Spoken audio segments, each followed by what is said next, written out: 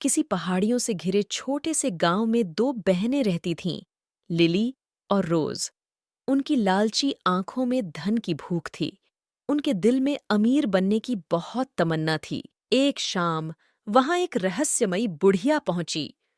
उसने उन्हें एक छोटा सा डिब्बा दिया और कहा, यह डिब्बा तुम्हें खूब सारा धन देगा, पर सावधानी से काम लेना, क्योंकि इसकी कुछ मांगे भी होती हैं। उन्होंने उसकी चेतावनी को नजरअंदाज करके उस डिब्बे को स्वीकार कर लिया।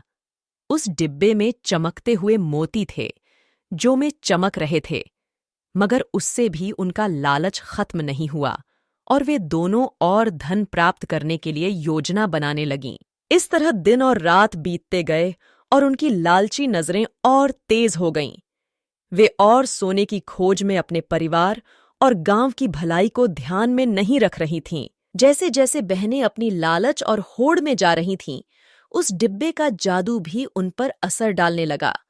बहुत डरावनी घटनाएं उन्हें परेशान करने लगीं। ठंडे काली रात के साए, कानों में डरावनी आवाजें उन्हें परेशान करने लगीं। एक तेज बारिश की रात, जब वे दोनों खजाने के लिए झगड़ रही थीं, तब वे दोनों उस डिब्बे में गिर जाती हैं और डिब्बा बंद हो जाता है। अब उन्हें चारों तरफ अंधेरा दिखाई देता है। उस डिब्बे ने उन्हें अंदर बंद कर लिया। अब अपनी ख्वाहिशों में बंद लिली और रोज को एक कड़ा सबक मिलता है।